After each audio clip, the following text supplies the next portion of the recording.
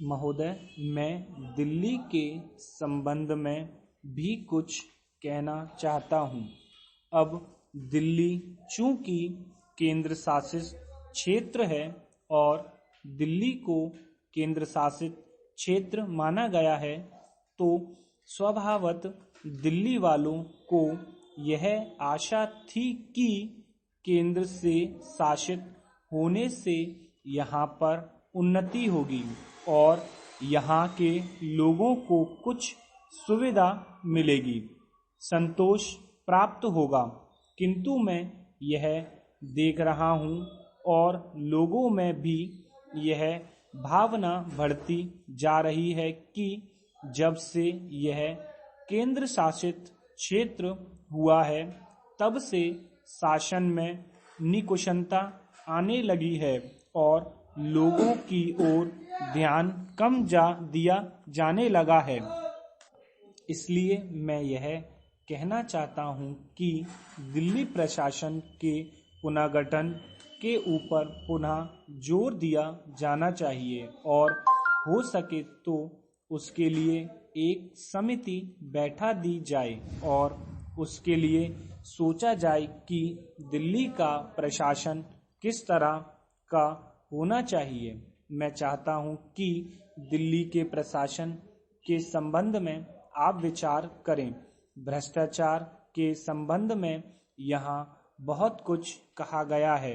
मैं पुनः आपको दोहराना नहीं चाहता, किंतु इतना अवश्य कहना चाहता हूँ कि आज देश में जनता को जो नैतिक स्तर है वह दिन प्रतिदिन गिरता जा रहा है।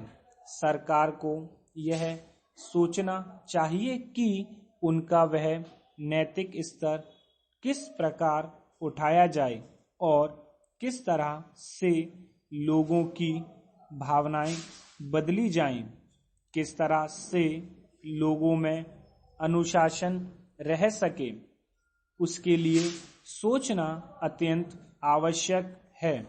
जब हम भ्रष्टाचार की बात कहते हैं तब यह तो सभी मानते हैं कि भ्रष्टाचार है और इसमें कोई दो राय नहीं है कि भ्रष्टाचार मौजूद है।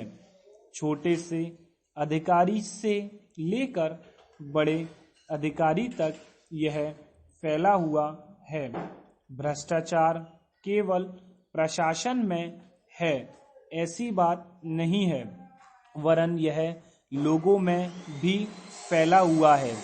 जब करों की आमदनी का प्रश्न आता है तब दो खाते बना लेते हैं और आयकर की चोरी करने का प्रयत्न करते हैं और कर से बचने के लिए भ्रष्टाचार करते हैं। जैसे बगैर दोनों हाथों के ताली नहीं बज सकती, ठीक वही बात भ्रष्टाचार के संबंध में भी लागू होती है।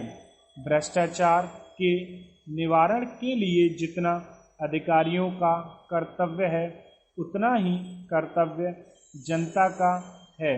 अधिकारियों को तो सतर्क रहना ही चाहिए।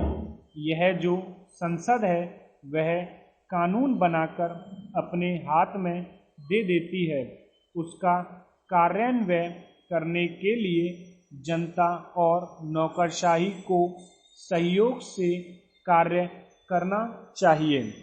जिसमें हमारे देश के कुछ भाग को गलत ढंग से दिखाया गया था, तो उसमें 1956 में ही, जबकि ना तो भारत और चीन की सीमा का प्रश्न पैदा हुआ था, इस बारे में रूस ने विरोध किया।